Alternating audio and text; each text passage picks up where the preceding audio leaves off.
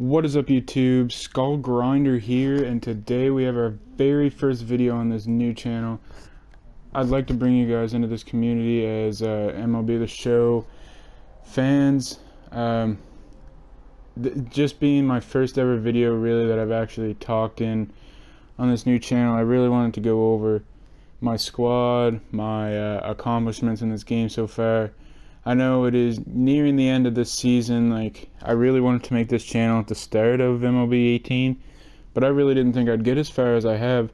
So I really wanted to show everyone who I have, like my team, my squad, obviously, and who I've been grinding for, my accomplishments, who I've all got on my team. So let's get started here. So first off, here's my starting rotation. I actually only have one lefty, which is a decent lefty, obviously. I recently acquired Tom Seaver as my ace and immortal, my first ever immortal starting pitcher, and so far the only one that I'm actually really completely close to. Also have 92 overall CC Sabathia career arc, which is a really good lefty card. I love this card so much, and just being a lefty in my rotation really balances it out a little better because obviously there is more righties than lefties. I also have this 92 Fergie Jenkins, which is another career arc. That is a very good card as well. Only thing is his velocity isn't the greatest. I would really like if he had a faster 4-seamer or 2-seamer compared to his curveball and his forkball that are each 78 miles per hour. But he does have really good attributes at 97 walks per 9, 92 break. Like, his controls really well. His Ks per 9 is still pretty good as well. And he's Canadian, which I also am, so that's kind of cool as well. I also have this 90 overall career arc Brett Saberhagen from the Kansas City Royals. This is my... Why does that do that? Oh, sorry. This is my first ever career arc starting pitcher, and I've had him for so long. I'm 64-3. A lot is through computer, but I do have a good amount of stats through online as well, so I do pitch very well with him online. But he's got really good attributes as well. 120 clutch. Obviously, he's a postseason player from the 1985 postseason. He was the... I believe I forget if the Royals won the World Series that season or not, but he was the MVP of whatever series that card's from.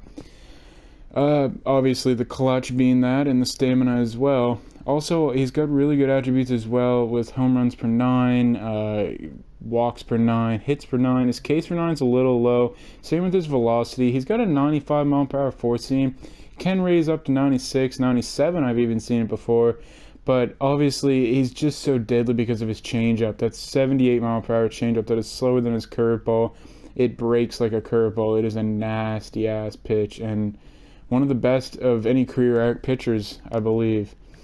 And then next off, we also have Don Sutton, which is an amazing card, mainly because of his break, and I know break isn't as popular this year compared to maybe last year. This year is more of a velocity favored game, which is why this Don Sutton card is really good for online because of that screwball and knuckle curve you can see up there in the right hand corner. 79 mile per hour knuckle curve and a 73 mile per hour screwball, which are amazing pitches to have, and you K up everyone online.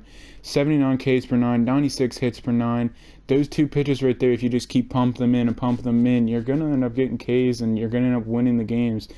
He's also got a very effective sinker. I really like his sinker. I don't know if many people do, but being a drop off of only 3 miles per hour from his 4-seamer to his sinker is pretty good because, you know, the players might be sitting on a 4-seam, then last second it'll sink down a little slower than what his 4-seamer would be. So that's a really effective pitch, I find, as well.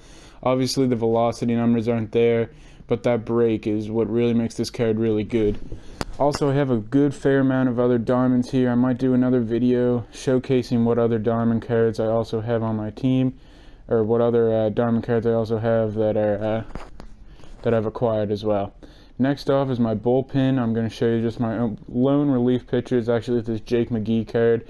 And this card is actually really, really good, and I find it's very underrated. I haven't heard much of this card this year, but being only an 86 overall, look at those attributes. Those are really good attributes. Like 103 hits per 9, 95 Ks, got 92 break. He can throw 97 at his four-seamer.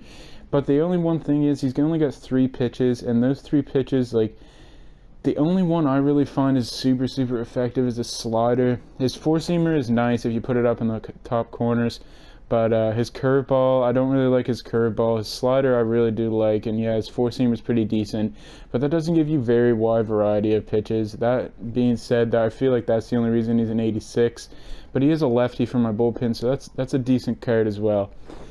Now, going on to my closing pitchers, I obviously have a good wide variety of really good closing pitchers. Started off here, we have the 99 overall Rich Gossage Immortal. This card is fire. He can throw 101 miles per hour. I've seen it get to that high. Obviously, it only shows maxed out at 99 up there, but he's also got a slurve and that 95 mile per hour sinker that I've seen go up to 97 miles per hour, and those are very good effective pitches as well. His changeup is decent. I don't really use the changeup. I usually pump up a couple four-seamers, throw the slurve for the last pitch, sometimes the sinker as well. But obviously, look at those stats, man. 125 Ks per 9, 121 hits per 9. Obviously, the velocity and the break can't go any higher than 99, so those are maxed out as well. Clutch being 125, an amazing closing pitching card right there. Now, let me tell you another card that I personally think is almost as good as Rich Gossage, maybe just as good, is this Rob Nen 92 overall career art card as well. Honestly, now you may get mad at me for this because I've never heard tell of Rob Nen until this year. I know, like, I'm into baseball so much. I'm into MLB. I'm a big Blue Jays fan. Rat on me all you want, but I'm Canadian. Obviously, I'm going to be a Blue Jays fan. So, but Rob Nen, I've never heard tell him until this year, and this card is stellar. Also throws 101 miles per hour. I've seen it that high, and he's got a four-seamer, which is obviously, I feel, his best pitch. Just throw them in the corners, and you'll just K them up with the four-seamer alone. But he's also got a very effective splitter. His slider, 92 miles per hour. That's a very good pitch. Obviously, some pitchers can't even get their four-seamer that fast, but to have a slider and a splitter at 92 and 91, those are very effective pitches. And a curveball as well at 83 miles per hour. That's a little bit of a drop-off, not really as big as I would expect, but obviously that's 16 miles per hour away from his four-seamer, so that's another good pitch to throw in there. Obviously, look at the attributes at 98 break, 97 velocity, 122 clutch. Now, the only thing that I don't really like is his home runs per 9. Now, I have very good stats, and now let me tell you, a lot of this is conquest, mainly for the fact that you needed a lot of innings pitched, you needed a lot of saves, and I'm going to tell you right now, through my conquest, I played the Giants and the Giants alone, and I grinded that for days and days, and enough to make sure that I knew exactly what pitches to throw to each batter, where to throw them, just to K them up easily, just to get the innings through easily, just to get these saves easily. And that's what I find was really effective with that card, was just going through conquest, just grinding out that as much as I could. Now, onto this 89 overall Rollie Fingers. Another card I had to grind through conquest a lot just to get. I dislike this card as much as I want to say it. I haven't even used it since conquest. Through ranked seasons, those stats are really good. That looks like a really good card, but I don't like them. I don't know. Even last year, I had a Rollie Fingers. I forget if he had a 99 or a 95, but I had one of them, or a 98 or something. I had his best card in the game anyways last year, and it was not that great. I don't know, maybe it's because his four-seamer is only 94, which is good, but he's got a decent sinker, but then like his slider, and his forkball doesn't really go down that much. Like, I don't know. It's just kind of an up and down card. Like, it's whatever. I guess people have mixed emotions about it, I guess. Now, this next card is one of people's favorite career arcs, and in my opinion, another really, really good career arc, is 89 overall Trevor Hoffman. I have really good stats with him as well, honestly, only a 1.5 ERA, but look at that circle change up in that corner. Obviously, his velocity is only 60, with his four-seamer only being 92, and obviously those other pitches being really, really low. But that circle change is, in my opinion, one of the best pitches out of the bullpen is Trevor Hoffman's circle change, being his main pitch at 74 miles per hour, slower than his curveball, slower than almost everyone's curveball in this game. And that pitch alone can K up everyone. Like, look at those stats. For only an 89, 107 hits per 9, 115 Ks, 101 clutch, 99 break, like 88 home runs per 9. Pretty good control as well. Like, that's a very, very good card. One of my favorite pitching cards in the game. Now, this next card is actually only the 88 Billy Wagner. I will actually show you how close I am to his Immortal after this. But this card is a decent card. Honestly, I haven't pitched as good as I would expect with him through 27 games. I'd say probably 15 are Conquest. The rest are about online usually. I have 10 holds, 2 blown saves, 7 saves, a 5-3 win-loss record. I don't know, he can throw 99. I've seen him get that high before. Really decent stats. His home runs per 9's a little low compared to what I would really want. His velocity, I don't know. This is a decent card. But, I mean, he's 33. He's an Impact Veteran card, so what can you expect? He's another lefty out of my bullpen, which is decent as well. Look at these next 3 cards, man. These were really, really hard to put in my lineup. But I chose this Lee Smith over Troy Percival and Mark Melancon, and I'll tell you why. It's because of Lee Smith's effectiveness in his pitch. It may not necessarily seem this way, but for some reason, whenever I throw his four-seamer, whenever I watch his four-seamer, it always seems to be just an effective four-seamer. Like, you know those guys that just throw a straight four-seam, mainly with velocity, mainly with like the heat with the four-seamer that would usually have. For Lee Smith, it just seems to have the little bit of bounce to it compared to other four-seamers. And at 97 miles per hour, I've seen it go to 99 before. It's so effective, and his 91 mile per hour cutter is like that's a really good pitch to have as a cutter. And then he's got a forkball and a slider that don't necessarily drop off as much from his four-seamer, but that four-seamer is so good, and that cutter obviously is really good as well. And he's 6'6". And he's a big guy. Like, he's very intimidating on the mound, I find online. And I chose him over Percival, mainly because Percival only has 3 pitches. Not necessarily the greatest pitches either, like his 12-6.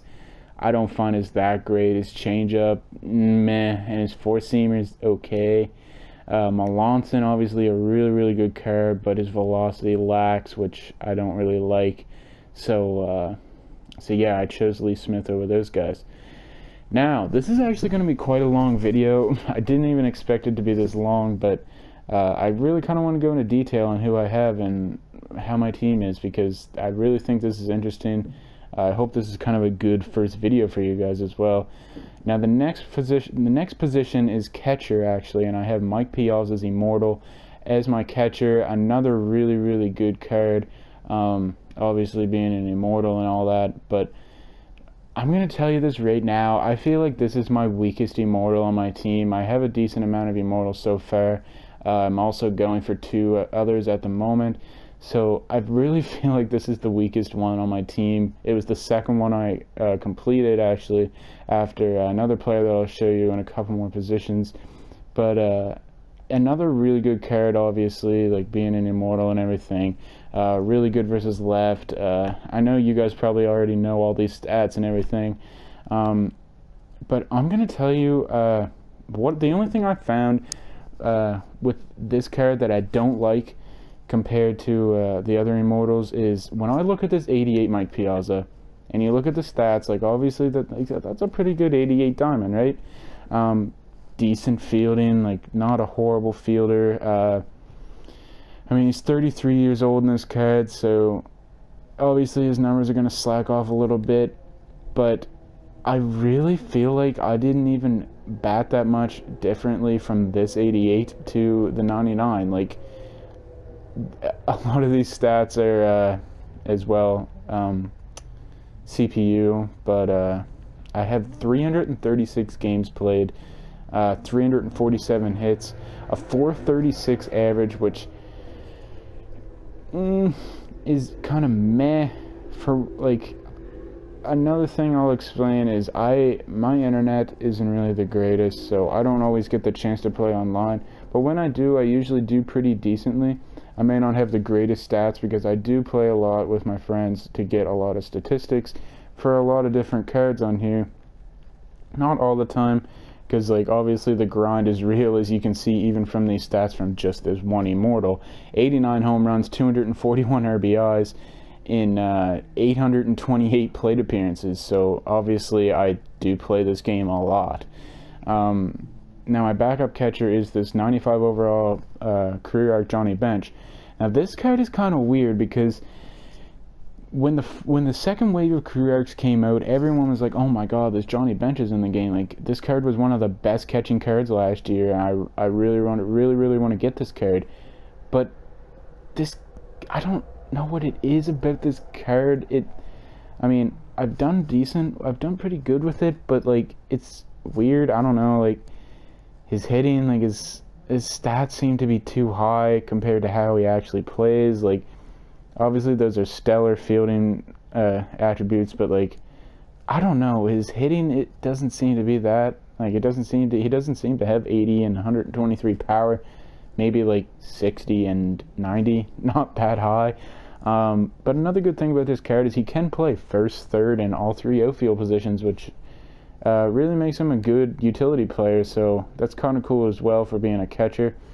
Alright, now let's move on to the next position, which I also have another Immortal at Albert Pujols at my first base position. Honestly, this was kind of tough because Frank Thomas is obviously an amazing card, and when I play online, I usually do put Albert Pujols in the outfield because my outfield right now is kind of weak.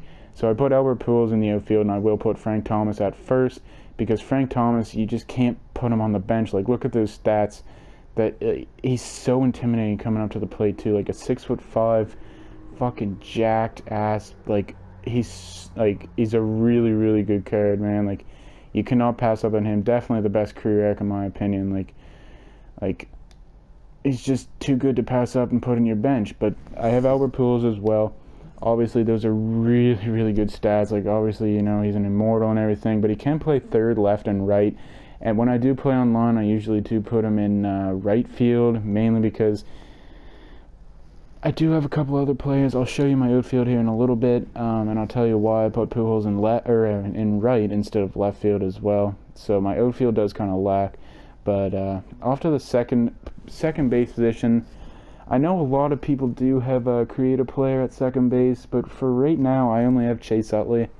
I haven't went for Jackie Robinson, and I don't plan to, at least not for a while, unless like he's like one of my last Immortals to go for, and I just kind of want to say, might as well get him over with. I mean, but right now I have Chase Utley at second base, which is a really good card as well. One of the best career arcs in my opinion. His power numbers are so underrated, man. 73 and 58. I hit jacks on the daily with him. In 1,018 plate appearances, I have 82 home runs. Just batting over 400, which, I mean, yeah, a lot of these are CPU, but a lot are online in, like, event games, some event games with it, like my good cards. Battle Royale, even. I do play a lot of Battle Royale as well. So, yeah, like, these are not all just CPU, but obviously because my internet does lack, I can't always play online. But I really feel like this is a good card to have at second base for at least now, at least. Hopefully they bring out like another second baseman in the ticket counter or something, because I have like 20k tickets saved up. But yeah, off to the third base position, I have Chipper Jones. Now, this was the very first Immortal I ever got. And I'm going to tell you right now, I've never even spent $1 on this game. I spent $40 whenever they had double stubs. I spent $40 on double stubs and bought a 50 pack, and then I got Charlie Blackmon, Luis Severino out of that 50 pack, sold them, bought one ball as a habit pack, got Joey Votto, sold him, and then spent the rest to get Chipper Jones, and that's how I got Chipper. So technically, everything else is obviously grinding. But yeah, I have Chipper Jones at my third base position, and this card is amazing. This is my favorite Immortal on my team, I'd say right now. I'm so glad I went for him first. You can play short, left, and right, which is a good wide variety of positions for him as well.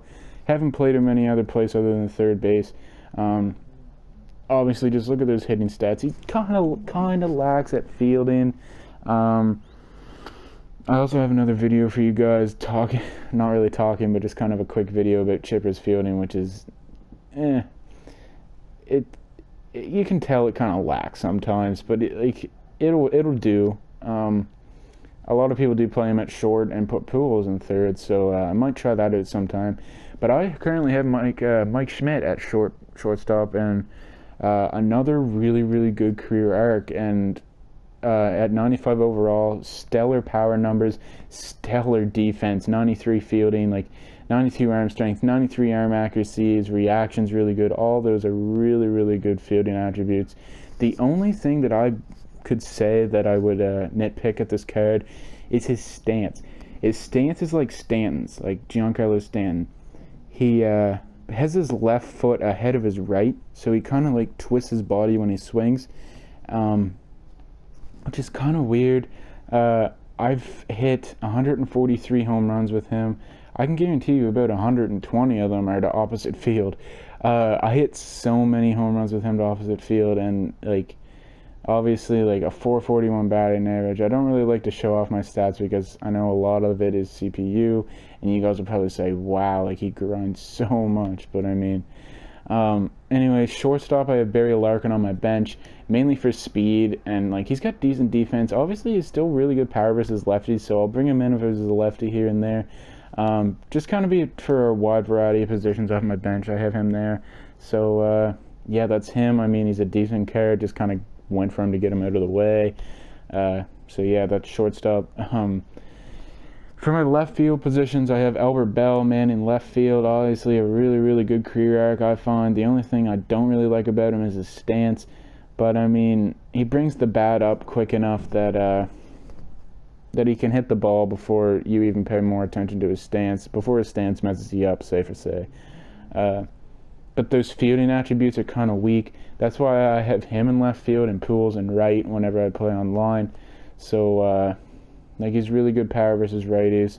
For a righty bat, that kind of throws people off a little bit, but I find I do really good for those lefties as well.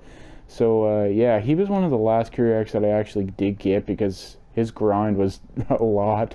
And for the right fielders, look, these are the guys I had to use. I'd use Ken Griffey, Andre Ethier, and Mike Trumbo, like Garbo. But Billy Williams, I have him on my bench, mainly because I honestly prefer Larry Doby over Billy Williams, but I know a lot of people prefer Billy over Larry Doby for a lefty bat, but the only reason I prefer Larry Doby is mainly because of his fielding. Billy Williams kind of lacks with his fielding, mainly because he was a primary left fielder in his day. At 65 fielding, 73 arm strength, 70 arm accuracy, those are kind of lacking attributes for an outfielder, considering I do have Albert Bell. I don't really want to have both these guys on my outfield at kind of lacking fielding attributes, so I decided to put Billy Williams on my bench and have Larry Doby manning my right field with 80 fielding, 72 arm strength, 76 arm accuracy, which is decent for now, but I honestly prefer batting with him even over Billy Williams. So yeah, for now, I mean, Larry Doby's my right fielder, and Duke Snider is my center fielder. Amazing card. This is, oh, I love this card to death, man. So many leadoff home runs. I have him in the leadoff position, mainly because he's one of my fastest cards on my team, which is kind of sad, but amazing stats for a lefty bat as well. It feels so good to have a lefty on my team, as last year I had almost every single position was a righty.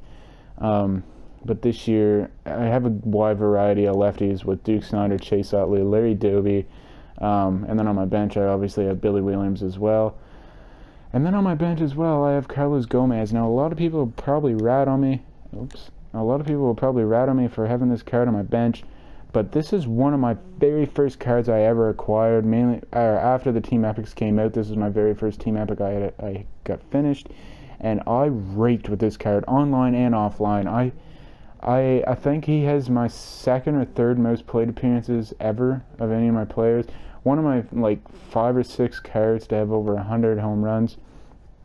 Obviously I had him in the leadoff position, so his RBI numbers might not really factor into his home runs compared. But obviously only batted .413, which is okay, but a lot of it is CPU. A lot of it is obviously, I played with him online. Every time I see him in BR, I always take him because I know how to hit with him, so I like his card. But I do have him on my bench for fielding and speed, and a good lefty bat as well. And to be honest, I hit a lot of home runs with him versus righties, and I love his stance, I love his swing, I loved everything about this card, man. He was so good, so good. And obviously right fielders, like, just shit completely. So, anyways, I'll show you this rotation right here. Is obviously, I have it right here like this.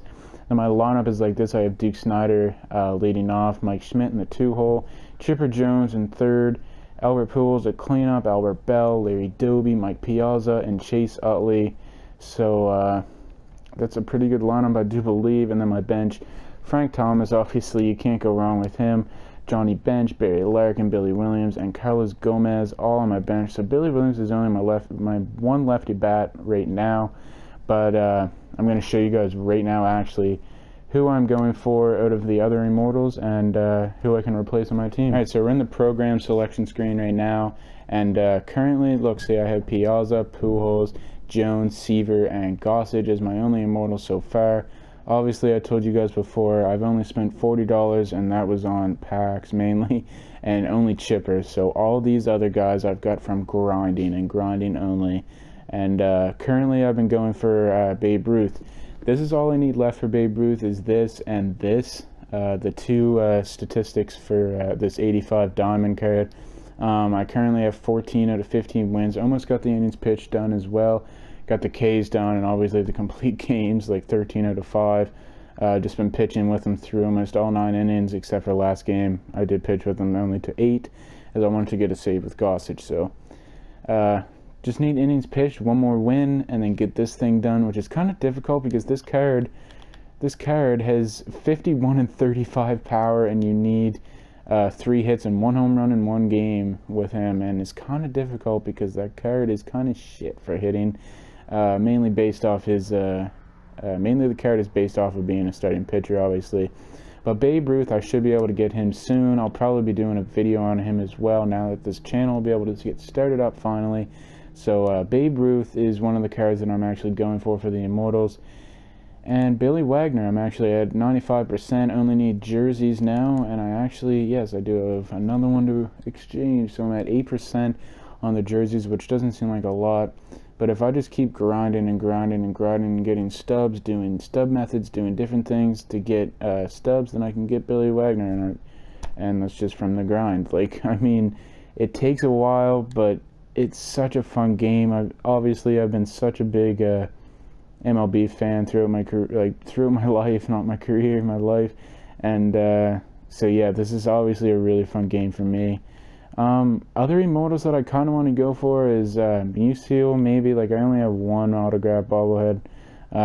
Obviously, I don't really make it far in ranked seasons because I don't play a lot, mainly because of my internet. But last season I did make it to a wild card, I believe. I think it was wild card, maybe it was Division Series, I'm not sure. But so I got 1 bobblehead for him. Jackie Robinson, I'm not really super close to him. I just need exchanges, I guess.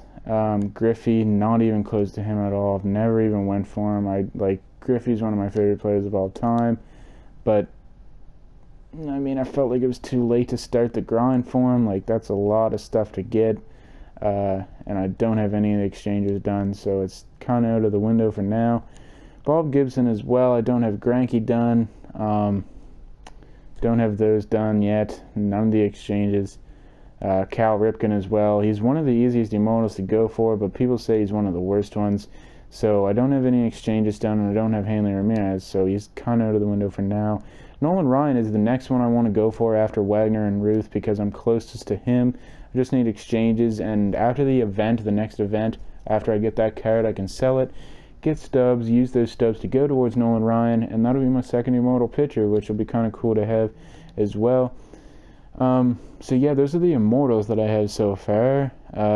Obviously Ruth and Wagner are the ones I want to go for. I'm closest to, so I've been going for them as well. Now on to the career arcs.